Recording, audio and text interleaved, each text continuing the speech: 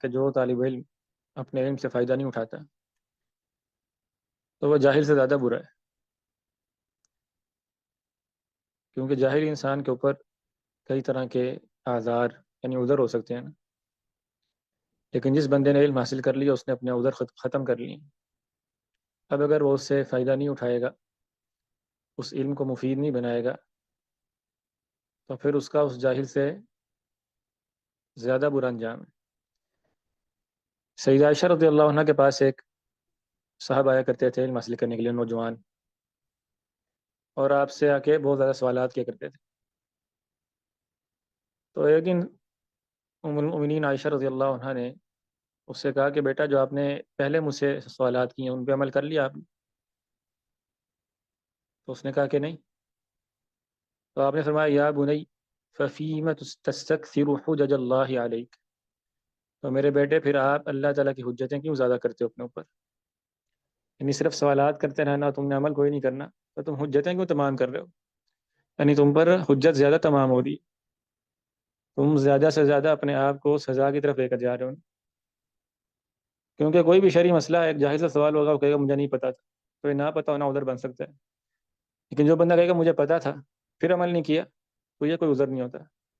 عام دنیاوی معاملات میں بھی ایسا ہی ہوتا ہے نا، کوئی جب بندہ غلطی کرتا ہے پھر جس کو پتہ ہی نہ ہو کسی اصول کا، ضابطے کا، تو اس کے لیے چھوٹ ہوتی ہے، لیکن جو بندہ سب کچھ جاننے کے باوجود غلطی کرتا ہو تو پھر اس کی پکڑ ہو جاتی۔ اذا ما لم يفدك العلم خيرا فخير منه ان لو قد جهلت۔ اسی لیے یہ ایک ضابطہ اپنے ذہن میں رکھیں کہ الجہل خیر من علم غیر نافع، غیر نافع علم سے جہالت بہتر۔ اور اللہ تعالیٰ نے قرآن مجید میں جن لوگوں نے اپنے علم سے فائدہ نہیں اٹھایا تو ان کو بہت بری تشبیہ دی ہے۔ بات میں نے پہلے بھی آپ کو بتائی تھی کہ سورہ اعراف میں ایسے شخص کو کتے سے تشبیہ دی گئی ہے، اور سورہ جمعہ میں ایسے شخص کو گدھے سے تشبیہ دی گئی ہے۔ وَلَوْ شِئْنَا لَرَفَعْنَاهُ بِهَا وَلَكِنَّهُ أَخْلَدَ إِلَى الْأَرْضِ وَاتَّبَعَ هَوَاهُ فَمَثَلُهُ كَمَثَلِ الْكَلْبِ إِنْ تَحْمِلْ عَلَيْهِ تَلْهَثْ أَوْ تَتْرُكْهُ يَلْهَثْ، کہ جو بندہ علم حاصل کرنے کے بعد بھی دنیا میں مشغول ہو جاتا ہے اور دنیا کو ترجیح دیتا ہے اور اس کی وجہ سے حق کو جھٹلا دیتا ہے، تو اللہ تعالیٰ فرماتے ہیں کہ اس کی مثال تو کتے کی مانند ہے، والعیاذ باللہ۔ اور اسی طرح مثل الذین حملوا التوراۃ ثم لم يحملوها كمثل الحمار يحمل اسفارا، کہ وہ لوگ جنہوں نے، یہودی، بہت کچھ پڑھ لیا، علم حاصل کر لیا، مگر اس پر عمل نہیں کیا اور اس کی تعظیم نہیں کی، تو ان کی مثال ایسا ہے جیسے گدھے کے اوپر کتابیں ہوتی ہیں۔ تو اللہ تعالیٰ سے سوال کرنا چاہیے کہ اللہ میں علم نافع عطا فرمائے۔ محض علم یہ کوئی کمال نہیں ہے۔ اللہم انی اسألک علما نافعا، ایک یہ دعا ہے۔